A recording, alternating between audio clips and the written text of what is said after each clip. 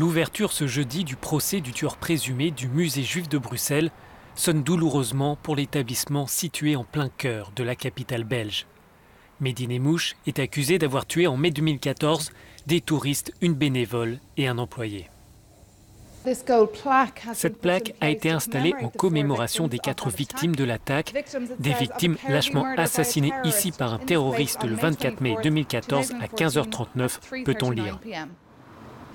Cet attentat est considéré comme la première attaque menée par un combattant terroriste de retour de Syrie. Depuis, le musée a rouvert ses portes, mais cette journée demeure particulière pour ceux qui travaillent dans l'établissement. C'est une journée assez émouvante, mais c'est une journée aussi où on se dit qu'on se rapproche de la vérité, on se rapproche de la justice et on se rapproche de la responsabilité. Cet attentat a mis en lumière les problèmes d'intégration des différentes communautés dans le pays.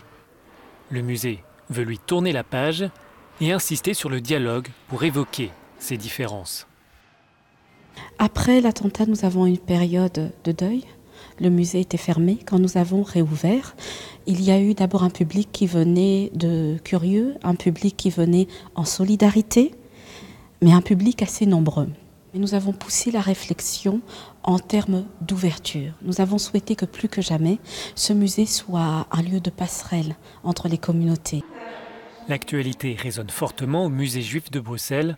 L'établissement a ouvert ses portes au photographe américain Leonard Freed pour une expo intitulée « Photographier le désordre mondial ».